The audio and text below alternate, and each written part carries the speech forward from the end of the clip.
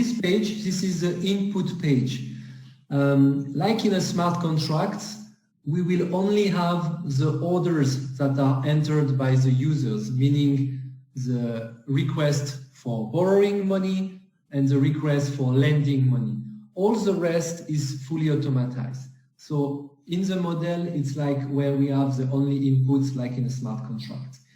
Here, what we see is some users, Bob, Charlie, Alice, etc., who at some point of time, a date, they are either lending money or they are borrowing money. Then there is different asset class. It's either for this model, it's BTC or ETH. And here you have some amounts. What is also important for the simulation is at no point in time you can have a total amount of borrowing that is superior to the total amount of lending. So in this example, at this date, we see 5 transactions on 1st January. And on these 5, there is 2 transactions that are for BTC. One is lending 1 BTC and borrowing 0.5. I see here in a small summary the transactions that happen. And this pivot table also accumulates the transactions that happen at the same at the same moment in time. So here, for example, we see also lending 1 times 10, 1 times 4, and we have total lending 14. Okay, so this is for the model and for all the transactions of 1 quarter. Yeah, and I just want to add in, this model isn't accounting for things like the collateral limits, things like the account balance that the actual borrower would need to post. So if I wanted to, set a collateral limit of 75% on the Bitcoin market, meaning, Alice couldn't even take out a specific, in this case, half a Bitcoin until she actually collateralized that, up to a 75% with some BTC first. So we can add these things in, but I think this is a great high-level way to look at just the total outstanding borrowers in the system versus the total outstanding supply side on the system from a pretty automated way as we're going through here. So exactly, as you have said, so normally in order to borrow here, right. So somebody who borrows, for example, in this example, Alice, she wants to borrow 0.5, but the system now sees that she have put a deposit of 2, so it means the maximum collateral she is allowed to, given her the collateral to borrow is 1.4. Then we make a formula, 0.5, the actual borrowing amount is inferior to the maximum collateralized amount, 1.4, so the smart contract is allowed to be executed. Right. Great point. Yeah, continue on. I didn't want to derail us, I just wanted to kind of make that point. So here, what do we see? So here there is different, like kind of, I try to work with different tabs in order to understand the sequence of information and data we need. First, there is the data that are related to the market. So how many people are lending, how many people are supplying, and how much and which currency. This is the view of one asset, Bitcoin. We can imagine we have this page for different assets. Secondly, on each market, there will be a borrowing interest and a supply interest rates. Then, once we have this data, there will be a kind of summary for the suppliers that calculates the total accrued interest for the suppliers. The reserve, I was not sure if we have a reserve, so an amount that is taken also from the accrued interest, or yeah? Yeah, there could be, or there can't be, right? It's all dependent on the actual market, like you kind of said. For the Bitcoin and for the ADA and ETH, probably like a 5% reserve would make sense, just due to the amount of volume that we'll see from those markets. The reserve, for the people who don't know what is it, is actually a kind of fee that Liquid will take. It's a cut, let's say like this, which is 5% on any accrued interest. In this model, we have an amount of 0, but we are taken a 5% reserve rate for any accrued interest taken for the borrowers. So the summary of the suppliers includes the total accrued interest, the reserve that we can activate or deactivate, and the total amount due. The total amount due from liquid to the suppliers is actually the total amount they lend, plus the total accrued interest we owe them, minus the reserve amount that we take for us. Then we have also a summary that is the borrower's view. So for each borrower, there is a summary which includes the total accrued interest that are calculated on the borrowings, the net amount that is borrowed, minus the reserve. Right. You can see the formula here. Okay, borrowed amount plus accrued interest minus reserve. Right, and our developers will use this data, especially for the borrow side, to basically create an open source health dashboard that anyone can access and look at all the different transactions, outstanding loans across every single liquid market, and say, okay, these are the loans that are close to being pretty much in liquidation territory. These are the loans that I can call the liquidation contract against. Here are the loans that are in great health according to their liquidation or their collateral limits, basically. So we can use this borrowing data to create some really nice kind of open applications that anyone can access, just the health across all open balances in the system. And for the reserve rate, this is something that through governance we can update. This isn't a static figure by any means. This is very dynamic in terms of what we do with the reserves. Do we transfer it into ADA and allow it to stake and earn the risk-free rate in Cardano? Do we use the reserves as our last resort for black swan events when there's mass liquidity crisis events in the system?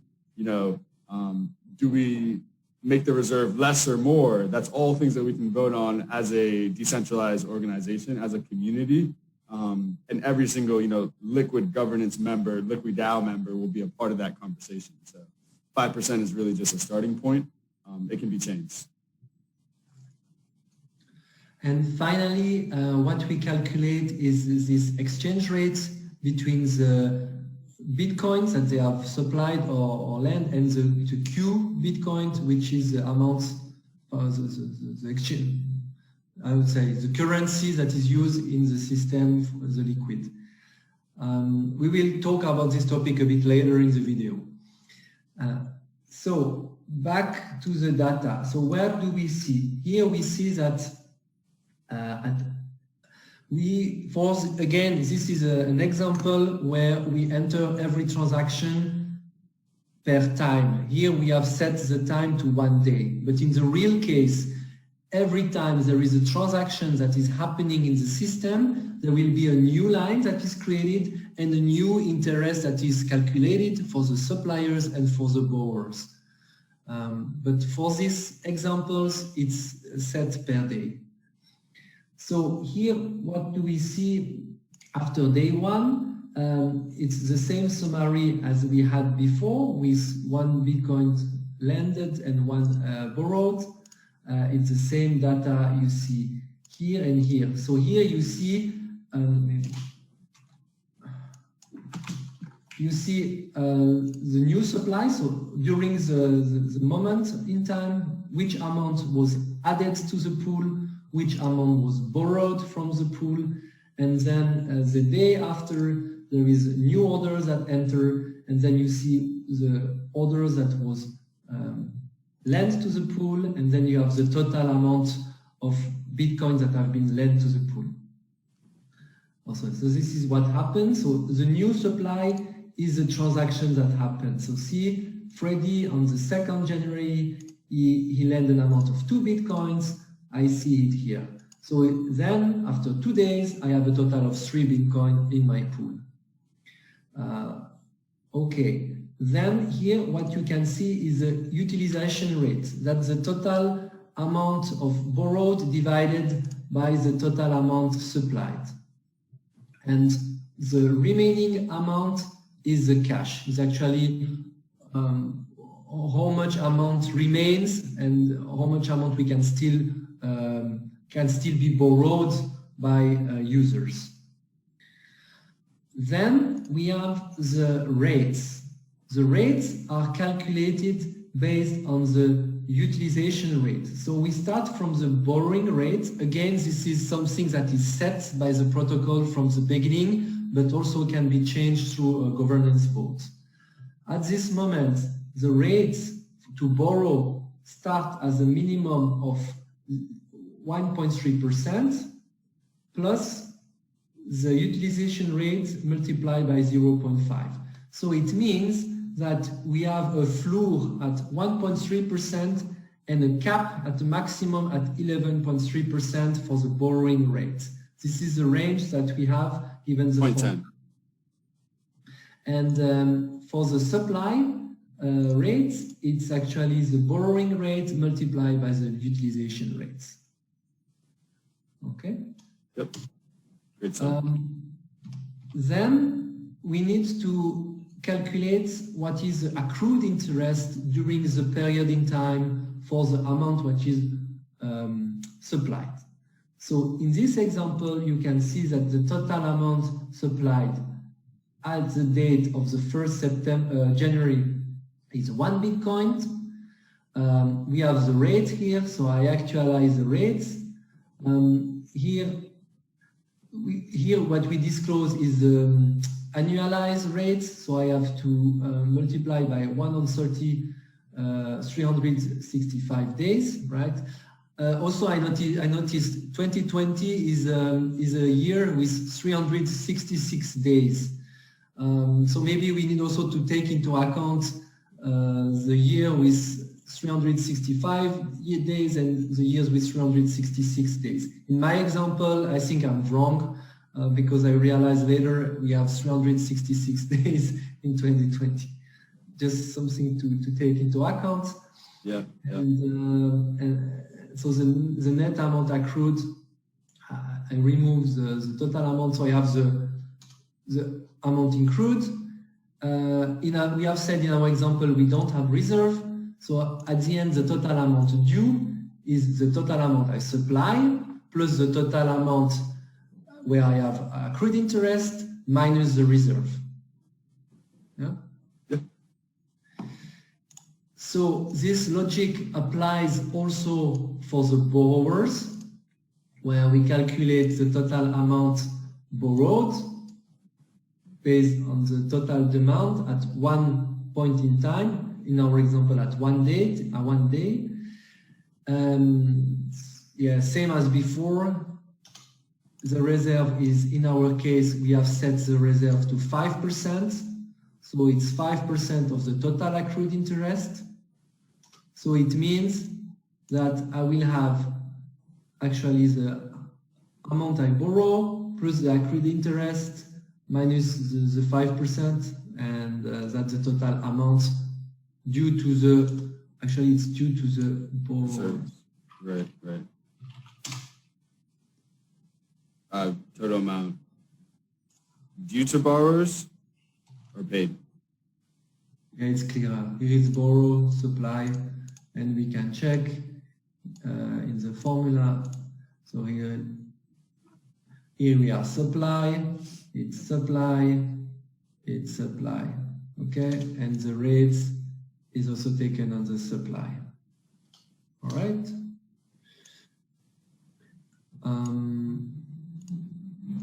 Yeah. So this is for the interest rate and the accrued interest rates. And then we arrive to the reserve. So the cumulated reserve is days after days, the reserve increase. So this is the sum of all the reserve that was taken previously. Actually, at this point of time, this is the sum of all the reserve that was taken here. So that's why here I always accumulate in order to get to the sum. Because as you can see here, the formula for the exchange rate, so the exchange rate is the exchange rate between the Bitcoin and the Q Bitcoin, the Bitcoin that have mint on the system, and this is the formula that you are using. So cash is the total remaining Bitcoins plus the total Bitcoins that are borrowed, include the interest minus the total reserve divided by the total supply, includes the accrued interest. And actually these figures is these figures, you can see the color match. These figures is these figures, and this cash is the one we have here. And then we have made the calculation. So what you can see, again, I have tried to create these dashboards in order to visualize what we see. What is important is that the borrowing rate is always bigger than the supply rate, yes. Also, the exchange rate should also always increase. I don't know, do I miss something, Dwayne? No, I mean, that's the whole, the time value of money concept of the Q tokens is linked to the fact that, right, when I deposit my BTC into the liquid BTC pool, I now have a Q token that's representing my deposit, so if it's a single BTC, plus the time value of money concept. And that's what that graph is visually displaying for us when we see just the exchange rate of QBTC to the underlying BTC within that pool. That's kind of what we're highlighting here. So let's talk about how the Q tokens work and what the whole concept is, why you need a derivative token to kind of help coordinate, especially on the supply side for the entire pool. Maybe we can start on this slide. Yeah. You want to explain it, or? Sure. Yeah, I'll explain it. I'll give the run through. So, as we can see on this slide, three different users are interacting with three different liquid pools, but they're all supplying their assets to eventually earn interest on them over time, right, into these respective pools. So whether it's BTC, ADA, or US dollar stablecoin, the users are going to deposit their assets into that specific liquid pool. Upon deposit of those assets, they're going to mint a token that we call Q tokens, right? So whether it's QBTC, QADA, QUS dollar, all these tokens are representing is the underlying asset that they just deposited into the pool, plus the interest that they're going to accrue over time, which we call time value of money, or the supplier earned interest, right? So this is what the entire process of depositing an asset, minting that asset, you can then use that QBTC, QADA, QUS dollar in any other DApp or smart contract on Cardano. It's just another native custom token on the Cardano blockchain. And then at a later time, come back to redeem the underlying asset. Because again, those Q tokens just represent a 1-for-1 to the underlying asset that's been deposited into that pool. So yeah, I think that's basically covering the main gist of this. Is there anything that you want to add on to this? We want also to add the possibility for the ADA suppliers to stack their coin. Right. Yeah, we can talk about that. So are you saying for the ADA to stay staked while it's being deposited in the liquid pool? Yes. Yeah, right. So just the fact that ADA is obviously the coin that stakes in Cardano means that you can build in a process that allows the user to deposit ADA into the liquid ADA pool, allow that ADA to actually still be staked with the high-performing stake pool, and then allow that user to actually still join the liquid ADA pool, receive Q ADA, and have a balance within that ADA pool that's a synthetic representation of the ADA they actually deposited, which is also being staked. So it's a dual interest strategy. You can only really do it for ADA because it's the token used to stake in Cardano. But it really is great because it means that the ADA in the liquid ADA pool is not actually being removed from the staking circulation. I apologize. It's still in the staking supply. It's just in the staking supply via control of liquid ADA pool smart contracts. So I think it's actually a really great way for anyone who holds ADA and also wants exposure on a pretty low risk curve type of financial service like a money market lending protocol, to be able to have a dual strategy of both earning staking rewards as well as earning the most optimal earn rate within the liquid ADA pool at any given time. So yeah, that's a right. We can kind of see here in the remarks section we talk about for all of these different assets, it's supply and demand that's constantly being updated. That's determining both the supply earn rate and the borrower interest rate that they're going to pay on actually opening a loan. And then for the ADA pools, you can also say, right, these smart contracts can just send the ADA that's being deposited into the liquid pool to the top 100 performing stake pools, and now you have a dual interest and plus staking reward strategy just for the ADA market. So yeah, that's a pretty good sum up of that. I think we can move forward from here. So then that was the concept, as we explained earlier. Once the assets are deposited in the protocol, they are minted, and then these Q tokens are created. And the difference between the Q token and the normal token is that the Q token includes the time value of money, as you can see there. And this is the main important, really an important concept, because over the time, the normal assets you have, they will stay as they are, but the Q value of your token will increase. And you can decide at any moment to withdraw your token, and then when you withdraw them, you will actually receive a Q value of your token. And how do you calculate this value you receive additionally to your token? This is the difference between the exchange rate you had when you enter, when you deposit your account, and your exchange rate when you withdraw. And the difference is actually the gain that you are making on this, the time value money of your assets. Right, and it goes back to that graph that you showed us, right, where the actual QBTC exchange rate is always going up compared to the actual BTC that's in that pool, right? It's just representing this discounted cash flow, time value of money concept. So that's how you can actually encapsulate it. You do that by using the Q tokens that represents the receipt of that one Bitcoin that you deposited, plus that time value of money that is constantly accruing each passing block. So yeah, okay, great. I like this matrix, actually. This is a great way to kind of talk about, at a high level, how do the different supply side and demand side of a given liquid pool affect the earn rate or the borrow rate for that pool, right? So as you can see, if there's high supply and high demand, you can expect a pretty normal interest rate because both sides are reaching close to what we call market equilibrium in terms of the ability to supply as much demand as there is outstanding. Now, when you have situations where there's low supply but really high demand for liquidity, that's when you have high interest rates, right? Because the amount of borrowers or potential borrowers in your system can't be met by the amount of supply, which means that you're going to have just a higher interest rate. Money, borrowing money is now more valuable, especially when it's not in high liquidity, high in supply. And the same goes vice versa when you're talking about low liquidity on the low demand liquidity, right? But high supply of it, right?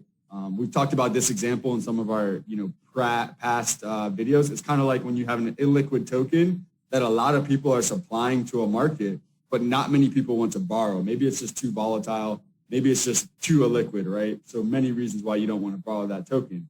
There's going to be a low interest rate on that. And then again, low side of supply, low demand to borrow, you're going to have a pretty normal interest rate. So I think that's actually a really nice way to, at a high level, kind of look at how supply and demand forces really shape each individual, market. Yeah, this is great. Yeah, and I like the BTC, QBTC exchange graph. I feel like we've hit that pretty good. But that's a really nice way, again, to kind of show what's happening as as time gradually increases. You're just representing the time value of money with that Q token.